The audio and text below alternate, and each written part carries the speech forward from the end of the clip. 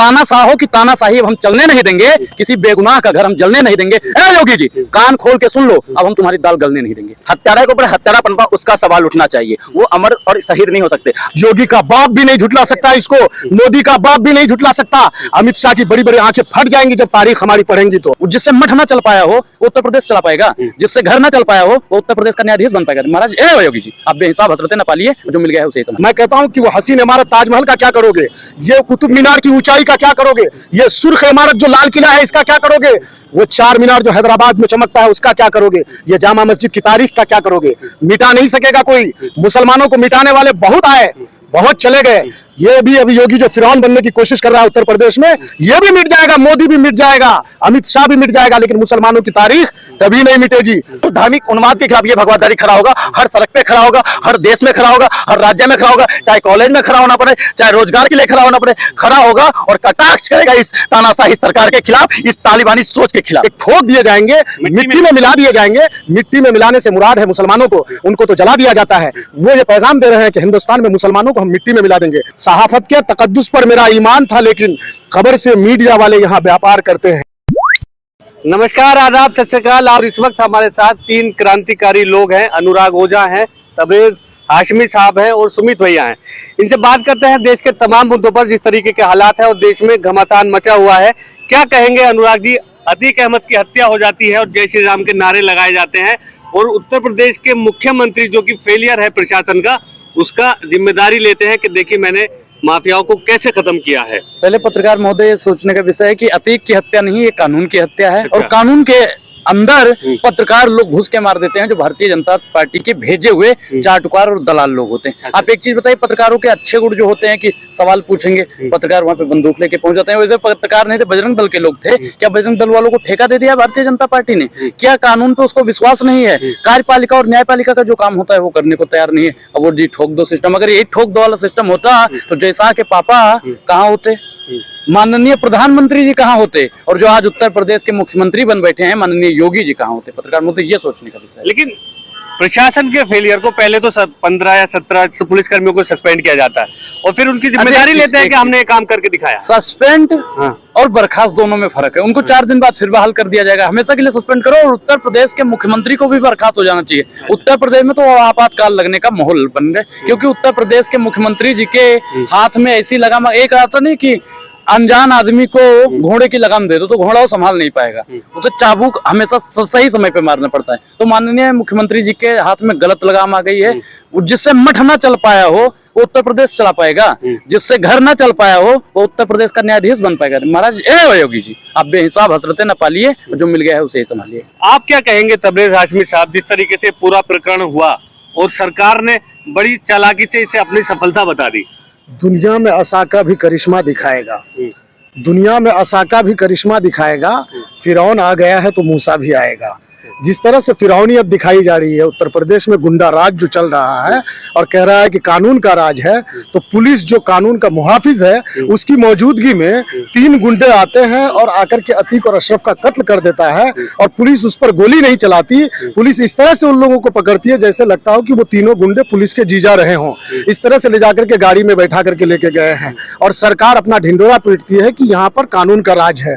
कल कर्नाटका में जाकर के जो भाषण दिया कि मैंने गुंडा राज को इस तरह से मिटाया कि उसके आंसू पोंछने वाले नहीं रखे, ये भाषा है। और सुनिए, उत्तर प्रदेश के मुखिया जब सदन में खड़े होकर के असेंबली के अंदर में ये बोलते हैं कि ठोक दिए जाएंगे, मिट्टी में मिला दिए जाएंगे। मिट्टी में मिलाने से मुराद है मुसलमानों को, उनको तो जला दिया जाता है। वो ये पैगाम दे रहे हैं कि हिंदुस्तान में मुसलमानों को हम मिट्टी में मिला देंगे। इसलिए मैंने कहा कि दुनिया में असा का करिश्मा दिखाएगा, फिरौन आ गया है तो मूसा भी आएगा। डरने की जरूरत नहीं है। मुसलमानों को विरोध किस चीज पे हो गया? मुसलमानों को देखिए, माफिया थे, माफिया से हम लोग को ये नहीं है, गुरेज नहीं है। मतलब ये बात है कि पुलिस के सामने, पुलिस की मौजूदगी में जो कानून का मुहाफिज है, जो हिफाजत कर सकता था, पिछले दिनों सुप्रीम कोर्ट से उन्होंने अपना सुरक्षा मांगा था। उसके भाई अशरफ, 2 बार का विधायक, उसने कहा कि मुझे पुलिस के एक बड़े अधिकारी ने कहा कि 15 दिन के अंदर में तुम निकाले जाओगे और तुम ठोक दिए जाओगे। और इससे पहले असेंबली के अंदर में मुख्यमंत्री खड़ा होकर के मतलब ये बोला था कि मिट्टी में मिला दिया जाएगा। अशरफ की बात नहीं सुनी गई और वही हुआ, 3 गुंडे आकर के मार देते हैं। उससे 2 दिन पहले असद के बारे में जो पुलिस ने इनकाउंटर किया, असद क्या करने वाला है, पुलिस की मतलब अतीक और अशरफ को जिस गाड़ी में लेके जाया जाएगा उस गाड़ी में हमला करेगा, अपने अब्बा को छुड़ा करके ले जाएंगे, पुलिस को सारी खबर रहती है। लेकिन मुझे ये बताइए, मैं आप मीडिया वालों से कहना चाहता हूं, आप मीडिया वाले जिसको चाहे विलन बना दे, जिसको चाहे हीरो बना दे, आप लोग किसी पर भी कोई भी अगर सरकार के खिलाफ बोलता है तो उस पर पहले आप लोग मीडिया ट्रायल करते हैं और उसको बिल्कुल विलन बना करके पेश करते हैं। सुनिए मेरी बात, आप ये बताइए कि गुंडों को कैसे ये बात पता चला कि अतीक को 10 बजे हॉस्पिटल लाया जाएगा, अतीक मीडिया से गुफ्तगू करेगा और वो 3 गुंडों को पहले से खबर रहती है और वहां के स्थानीय लोग बोलते हैं कि वो तीनों गुंडों को पुलिस अपनी गाड़ी में बिठा के लाई थी। आपके मीडिया साथियों ने दिखाया है इस वीडियो को। मैं इसलिए कहता हूं कि मीडिया ट्रायल करना बंद कीजिए, जिसको चाहे हीरो जिसको चाहे विलन मत बनाइए। आप लोग चौथा स्तंभ है। सहाफत के तकद्दुस पर मेरा ईमान था, लेकिन खबर से मीडिया वाले यहाँ व्यापार करते हैं। और कहूंगा कि 15 दिन पहले उन्होंने जो सुप्रीम कोर्ट से मांगा था, सुरक्षा नहीं दिया, उसे मरने की नौबत आ गई है। समाअत में तिजारत आ गई है, खुदा हाफिज हो जमहूरियत का, अदालत में सियासत आ गई है। सुमित जी क्या कहेंगे, जिस तरीके से नारेबाजी हुई, अतीक की जब गोली मारी गई और नारे लगे, कैसे देखते हैं इसे? मजहबी पूरा बना दिया गया था। बिल्कुल, मैं कह रहा हूँ ये वो लोग हैं जिन्होंने जो सनातनी धर्म का भी अपमान करने का काम किया। जिस तरह से धर्म के नाम पर एक हत्यारा का एक हत्या की जाती है, तो आपने उस धर्म को भी दुनिया के अंदर शर्मिंदा महसूस करवाया। आप ये बताइए, अगर अतीक अहमद हत्यारा था तो वो पुलिस कस्टडी के अंदर था। आप ये बताएं, आपने शासनिक अधिकार की हत्या करी, आपने अगर हत्या करी तो लोकतंत्र की हत्या करी, आपने अगर हत्या किया तो आपने संविधान की हत्या करा और न्यायालय का हत्या करा। बात यहाँ वहां तक सीमित नहीं है, बात सीमित होना चाहिए उस 1989 पे। आप वही पुलिस प्रशासन है ना जिसने अतीक अहमद को जिंदा किया था, वही अतीक अहमद है ना जो 15 साल शासन रहा उत्तर प्रदेश के अंदर भारतीय जनता पार्टी का, तब कहां चले गए थे? अगर वो इतना बड़ा माफिया था तो आपने उस टाइम क्यों नहीं खात्मा किया था अतीक अहमद का? आप ये बताइए, आपने उस समय तो सरगना दिया था। वही सत्येंद्र देव सिंह जिसको मैं नाम ले रहा हूं, जो आज मंत्री है, उनसे पूछना चाहता हूं, क्या ऐसा मंशा था आपका कि आप पिछले सरकार में उनकी बैठक में जाके बैठा करते थे? अरे उप मुख्यमंत्री साहब से पूछता हूं मैं, ब्रजेश पाठक साहब से, क्या ऐसी मंशा थी कि आप उनके यहाँ बैठा करते थे पिछली सरकार में? नन्ही साहब से पूछता हूं, क्यों चुप्पी साध लिया आपने? आप उनके साथ काम करते थे। आज आप तो नाफसाब है, लेकिन अतीक अहमद माफिया हो जाता है। तो ये कौन सी सोच और कौन सी नीति को लेकर चल रहे हो आप लोग? आपने कहा, एक मुख्यमंत्री सदन में कहता है कि मैं मिट्टी में मिला दूंगा। अरे मिट्टी में मिलाते तो आप सारे माफिया को मिलाओ ना। पंथ और धर्म और जाति को देखकर माफिया होता है क्या कोई?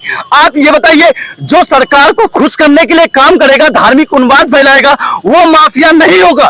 जो जातीय उन्माद फैलाएगा वो माफिया नहीं होगा।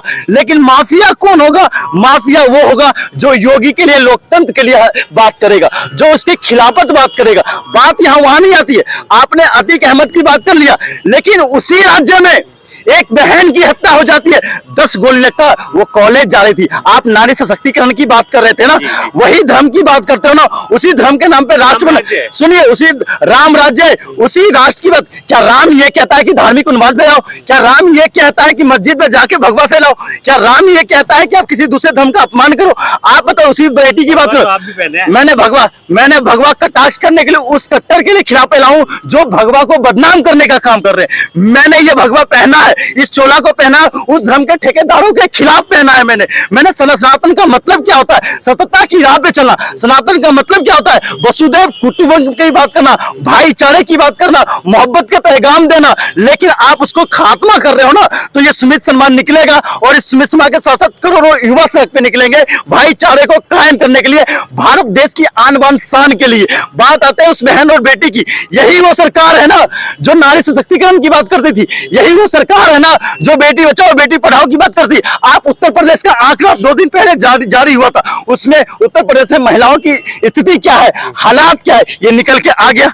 आप ये बताइए, बलात्कारियों को आपने जेल के बाहर निकाल रखा है और पूरे के पूरे परिवार का खात्मा कर दिया जाता है। वो माफिया नहीं है, वो सरकार का नुमाइंदा बनता है। बात कुलदीप सेंगर की बात कर रहा हूँ, बात उस कानपुर के बहन और माता की बात कर रहा हूँ जिनको जिंदा जला दिया गया, वो भी तो एक हिंदू से ही आती है। आपने बात कर रहा हूँ, उस पर यहाँ राज की बात कर रहा हूँ जिसके पूरे परिवार को खात्मा कर दिया गया। मैं बात कर रहा हूँ बुलंदशहर की उस बेटी की बात कर रहा हूँ जिसको जिंदा रेप करके मार दिया गया। आप बात कर रहे, क्या आपको जाति को देखकर या धर्म को देखकर माफिया दिखता है या गुंडे दिखता है? उसी उत्तर प्रदेश की बात करो, शासन और प्रशासन की बात करो। अगर सबसे ज्यादा धार्मिक उन्माद किसी राज्य में फैला भारत के अंदर तो वो उत्तर प्रदेश राज्य है, उदाहरण है। और किसी ऐसे जहां भारतीय जनता पार्टी का शासन है वहां सबसे ज्यादा धार्मिक उन्माद फैल रहा है, तो सवालिया निशान वहां बनेगा या नहीं बनेगा। बात मैं कर रहा हूँ, बात अभी माफिया की बात कर रहे हैं। अमित शाह जी ने एक और बात किया है। अरे अमित शाह जी रिजर्वेशन के ऊपर बात कर रहे थे, आरक्षण खत्म करने की, मुसलमानों की बात कर रहे थे। अरे अमित शाह जी आप कहां से आते हो? है, अगर रिजर्वेशन खत्म करने की बात कर रहे हो ना तो उस पूरा रिजर्वेशन ही खत्म कर दीजिए। अगर इतना सच्चा बंदे हो तो मैं उस पे बात, मैं दलितों और उस पे नहीं कर रहा हूँ, क्योंकि दलितों को भी इसका फायदा नहीं हो रहा, ओबीसी को भी इसका फायदा नहीं हो रहा। क्या वो हिंदू में एडजस्ट नहीं करते हैं? आपके लिए हिंदू वही है जो 2-3 जो कास्ट में बिल्कुल कहूंगा कास्टिज्म की, हिंदू के नाम पे कास्टिज्म का ठेका इन्होंने उठा रखा है। बात यहाँ होना चाहिए, आरक्षण खत्म नहीं करना, मुसलमानों को टाइट कर रहे हैं ऐसे। बिल्कुल। अरे मुसलमानों को टाइट करके क्या आप ये बताइए योगी आदित्यनाथ है? आज बताइए अयोध्या के अंदर आप मुसलमान टाइट करने की बात कर रहे थे ना, आप हिंदू को भी बरकरार रहे हो, एक तरफ मुसलमान को भी बरकरार रहे हो। राष्ट्रीय मुस्लिम मंच बनाने की जरूरत क्यों पड़ गई? आप भारतीय जनता पार्टी से सवाल क्यों नहीं पूछते? बात भारतीय जनता पार्टी से पूछना चाहिए। आपने मस्जिद गिरा के राम मंदिर बनाया, कोई दिक्कत, दोनों का दिक्कत है। आप हॉस्पिटल बनाते हर कोई स्वागत करता, लेकिन आप वहीं पे क्या मुसलमान भाइयों को बरगलाने के लिए आपने मेयर का प्रत्याशी आपने मुसलमान भाई को दे दिया? कहाँ का कटाक्ष करना चाहते हो? मैं तो उन मुसलमान भाइयों से पूछना चाहता हूँ कि आप क्या इस भारतीय जनता पार्टी के साथ रहोगे? और उन मुसलमान भाइयों से पूछना जो आपका शोषण कर रहा है, आप कैसे एक्सेप्ट कर ले रहे हो उनको? आप बताइए।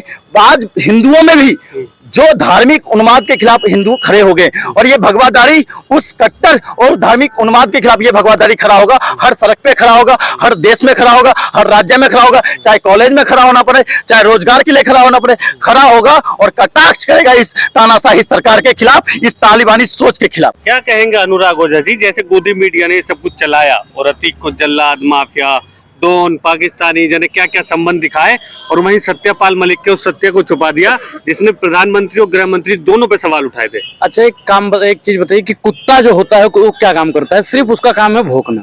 तो जो गोदी मीडिया है उसका काम है सिर्फ भौंकना। तानाशाह हो कि तानाशाही अब हम चलने नहीं देंगे, किसी बेगुनाह का घर हम जलने नहीं देंगे। ए योगी जी कान खोल के सुन लो, अब हम तुम्हारी दाल गलने नहीं देंगे।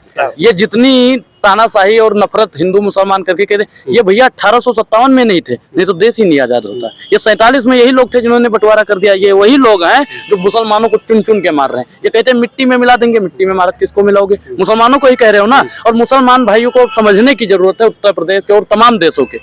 ये अभी वहाँ कर्नाटक में गए, आरक्षण जी खत्म कर देंगे, बाप का राज चल रहा है, आरक्षण खत्म कर दो। बाबा साहब ने तो आरक्षण नहीं खत्म किया, वो तो मुसलमान नहीं थे, वो भी अम्बेडकर पे भारी पड़ रहे हैं योगी बाबा। नहीं सुनिए, ए बाबा, ए योगी बाबा, आप फर्जी वर्जी ये सब बात मत कीजिए। अभी जितने लोग हैं ना आरक्षण जिनको मिला हुआ है, आरक्षण तो इनको चुभता है, आरक्षण क्यों मिला है ये सोचते नहीं। लोग कह रहे हैं प्रधानमंत्री बनना चाह रहे हैं कौन? योगी जी। अतीक ये जिंदगी में नहीं बन पाएंगे, जिंदगी में नहीं। ये दिन में सपने देखने से अंधे के हाथ बटेर लग जाए तो उसे शिकारी नहीं करते हैं। वो अगर संघ से निकल के एक मुख्यमंत्री बन गए तो इनका सपना हो गया कि प्रधानमंत्री बनेंगे, कभी नहीं बन पाओगे बाबा। तबरेज जी क्या कहेंगे जिस तरीके से मुसलमानों को लेके एक लगातार डराने दिखा रहे हैं कि इनका टाइट किया जा रहा है और सरकारें बनाई जा रही है और दूसरे वर्ग को मजबूत दिखाया जा रहा है? थी उसकी बेरुखी जो मुझे दूर कर दिया, थी उसकी बेरुखी जो मुझे दूर कर दिया, हंसते हुए भी रोने पे मजबूर कर दिया। हम अपनी जान की भी हिफाजत न कर सके, हम पर ही जालिमों को जो मामूर कर दिया। मुसलमानों की तारीख को मिटाने की कोशिश कर रहे हैं योगी जी, मोदी जी, सब कोई मिल करके। मैं कहता हूं कि वो हसीन इमारत ताजमहल का क्या करोगे? ये कुतुब मीनार की ऊंचाई का क्या करोगे? ये सुर्ख इमारत जो लाल किला है इसका क्या करोगे? वो 4 मीनार जो हैदराबाद में चमकता है उसका क्या करोगे? ये जामा मस्जिद की तारीख का क्या करोगे? मिटा नहीं सकेगा कोई। मुसलमानों को मिटाने वाले बहुत आए, बहुत चले गए। ये भी अभी योगी जो फिरौन बनने की कोशिश कर रहा है उत्तर प्रदेश में, ये भी मिट जाएगा, मोदी भी मिट जाएगा, अमित शाह भी मिट जाएगा, लेकिन मुसलमानों की तारीख कभी नहीं मिटेगी और मिटाने वाले मिट खुद जाएंगे। जो भी हो जाए मुसलमान डरने वाली नहीं है, डरने वाला नहीं है। ये कौम ऐसा है कि ये जज्बात से नहीं, ये होशो हवास से काम लेती है। तो ये सब और मैं चाहता हूँ कि समय पे मुद्दे भटकाने के लिए सब किया जाता है। ये देखिए सारा चीज बेच दिया देश का, एयरपोर्ट बेच दिया, ट्रेन बेच दिया, लाल किले को गिरवी रख दिया, सारा चीज कर लिया। अब इसके पास कुछ बचा नहीं है। राम मंदिर भी बन गया, इनके पास कोई मुद्दे नहीं है। तो कभी किसी मुसलमान को टारगेट करता है। हम वो मुसलमान कौम है जो आका मदनी सल्लल्लाहु अलैहि वसल्लम को फॉलो करते हैं। हम अतीक और मुख्तार अंसारी को फॉलो नहीं करते हैं। हम अपने अकाबिर उलमा को देखते हैं और हम कुरान पर हमारा ईमान है, हम उस पर चलते हैं। देश से हम मोहब्बत करते हैं। सन 1857 का जो जंग आजादी के लिए हमारे 50,000 से ज्यादा उलमा ने जानों की जो कुर्बानियां पेश की है, योगी का बाप भी नहीं झुटला सकता इसको, मोदी का बाप भी नहीं झुटला सकता। अमित शाह की बड़ी बड़ी आंखें फट जाएंगी जब तारीख हमारी पढ़ेंगी। तो वो इसलिए नई नस्ल को यह दावत देती है कि तुम इनकी तारीख को मत पढ़ो, और नई नस्ल को वो मोदी की तारीख पढ़ाना चाहते हैं जो चाय बेच करके देश का प्रधानमंत्री बनता है। ये तारीख पढ़ाने से देश तरक्की नहीं करेगी। देश को बांटना चाहते हैं, नौजवानों को रोजगार नहीं, किसी चीज पर वो काम करना नहीं चाहते हैं, सिर्फ देश को बांट करके धर्म की राजनीति करके देश में ये अडानी और अंबानी को बेचना चाहते हैं। ये जो घेरा जा रहा है अभी अडानी के नाम पर, इस पर जवाब नहीं है उनके पास। तो कभी कहीं दंगा करवा देते हैं, कहीं मुसलमानों को टारगेट करके मरवा देते हैं, और कुछ हिंदू भी हैं उसमें। हमारे पटना के अंदर में अलविदा जुमा के बाद अतीक और इसके वो जो पुलिस के मौजूदगी में जो कत्ल हुआ, हत्या हुआ, उस पर लोगों ने नारा लगाया। आपको मैं बताऊं, अमर रहे अतीक अहमद। देखिए, कोई भी मुसलमान, हमारा ईमान है कि अगर कोई जालिम हमको मार देगा तो हम शहीद ही मौत होते हैं। तो लोग शहीद मानते हैं, बिल्कुल शहीद ही मानेंगे ना। उसको किसी जालिम ने, हमारे मुहाफिज पुलिस वालों की, सरकार के बताने से नहीं होगा। आप मीडिया चाहे आप लोग जिसको भी विलन बना दे, जिसको भी चाहे हीरो बना दे। एक चाय बेचने वालों को आप लोगों ने प्रधानमंत्री बना दिया। देश में बड़े बड़े पढ़े लिखे विद्वान लोग हैं उसी भारतीय जनता पार्टी में। आपने एक बाबा को देश दे दिया, राज्य को दे दिया, एक बाबा को आपने राज्य को दे दिया मेरे भाई। उस राज्य में राजनाथ सिंह जैसे पढ़े लिखे आदमी हैं, बड़े बड़े लोग हैं, और आप ये बताइए कि अतीक और मुख्तार के अलावा वहां पर ब्रजेश सिंह वगैरह ये सब गुंडा नहीं है, राजा भैया गुंडा नहीं है। मीडिया नहीं दिखाते हैं। मीडिया सहाफत के तकद्दुस पर मेरा ईमान था, लेकिन खबर से मीडिया वाले यहाँ व्यापार करते हैं। ये मिट्टी से मिलाने का मुराद सिर्फ मुसलमानों को मिट्टी में मिलाना चाहते हैं। मिट्टी में मिलाने वाले बहुत आए बहुत गए, कितनों को मिट्टी में मिलाएंगे? एक मारोगे हजारों पैदा होंगे। योगी, तुम भी किसी दिन मिट्टी में ही मिल जाओगे, सब मिट्टी में मिल जाएगा, रहेगा कोई नहीं। लेकिन एक चीज बताना चाहता हूं मेरे भाई, देश को जिस तरह से ये लोग ले जा रहा है, बेड़ा गर्क कर देगा। सारा चीज बेच दिया, अडानी और अंबानी की गुलामी पे उतारू हो चुके हैं ये लोग। बस इतना ही कहूंगा। कह रहे थे सुमित जी, आप कुछ इनकी बातों ने बहुत अच्छी बातें रखी, लेकिन अतीक अहमद को लेकर मैं बात करूंगा। वो एक हत्यारा थे, हत्यारा के ऊपर हत्यारा पनपा, उसका सवाल उठना चाहिए। वो अमर और शहीद नहीं हो सकते। आज तक आपको पता है, इसी देश के अंदर जिस भगत सिंह को बात करते हैं, जिस भगत सिंह के नाम पर भारतीय जनता पार्टी चुनाव लड़ती है, वोट की राजनीति करती है, आज तक उस शहीद भगत सिंह को शहीद का दर्जा नहीं मिला है। उस पर सवाल उठना चाहिए। पूरा देश उसके साथ खड़ा है, तो उस पर मैं इनके साथ जाऊंगा।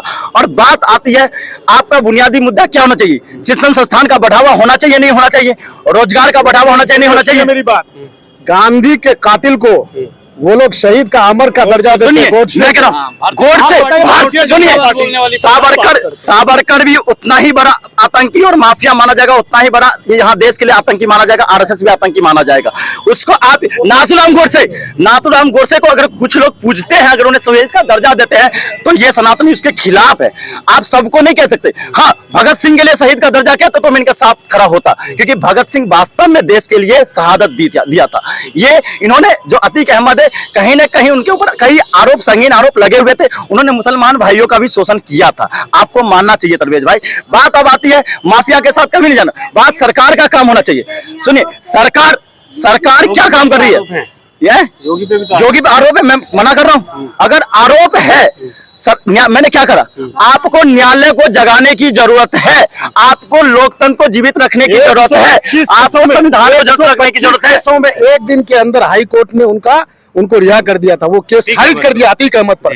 देखिए, इल्जाम तो लग सकता है, ये कोर्ट तय करेगा कि वो क्या था। आप नहीं तय कर सकते, मीडिया तय नहीं कर सकता। मीडिया जिसको चाहे जो बना दे। आप अतीक और मुख्तार अंसारी पर, कोर्ट पर आपको न्यायालय पर भरोसा नहीं है। भारतीय जनता पार्टी सिर्फ कत्ल पर राजनीति कर रही है। किसी को भी ठोक देंगे, मिट्टी में मिला देंगे। मैं इसको गलत बना रहा हूँ, इसको गलत बता रहा हूँ मैं। जो गलत है गलत के साथ खड़ा हूं मैं, लेकिन मैं सच्चाई के साथ नहीं खड़ा, सच्चाई के साथ खड़ा हूं। अतीक अहमद और योगी दोनों को गलत मानते हैं। बिल्कुल दोनों को गलत मानना हूं। अगर वो गलत, अब ये बताइए आपको सरकार में क्यों चुना गया था? जनता की आवाज के लिए चुना गया था ना, आपको एक गैंगस्टर के तर्ज पे तो नहीं चुना गया। लेकिन आप कार्य क्या कर रहे हैं उत्तर प्रदेश के अंदर? तो कह रहे हैं दो माफियाओं की लड़ाई है, एक माफिया बिल्कुल जो है हो रहा है उत्तर प्रदेश के अंदर दो माफियाओं की लड़ाई। यहाँ सरकार थोड़ी चल रहा है, सरकार की रणनीति और नियत काम थोड़ी कर रही है वहां पे। आप ये बताइए जहां न्यायालय को पूजा जाता है वहां बुलडोजर नीति लाओगे क्या? बुलडोजर से शासन चलेगा क्या? आप ये बताइए जहां शासन को अधिकार दिया जाता है वहां कोई सरकार का एक नुमाइंदा आकर अपने बंदे का वो करेगा, बचाव करेगा, दूसरे बंदे को मारने का काम करेगा? तो एक तालिबानी तर्ज पे चल लो और गुंडाई गैंगस्टर के तर्ज पे चलो। एक ही बात कहना चाहूंगा, बात क्या कहना चाहूंगा, देशभक्ति में मिलावट सियासतों की बढ़ी है। जिस तरह से योगी आदित्यनाथ, देशभक्ति में मिलावट सियासतों की बढ़ी है, सियासत वालों को सियासत की पड़ी है, एक दूसरे को नीचे गिराने में लगे हुए हैं। देखिए देश की सत्ता किस मोड़ पे खड़ी, हिंदू मुसलमान के नाम पे। आप बहुत शुक्रिया हमसे बात करने के लिए। तो आप देख रहे थे हमारे साथ 3 क्रांतिकारी लोग थे और इन्होंने अपने अपने विचार रखे अतीक अहमद वाले मामले पर और देश के तमाम मुद्दों पर। आप धन्यवाद।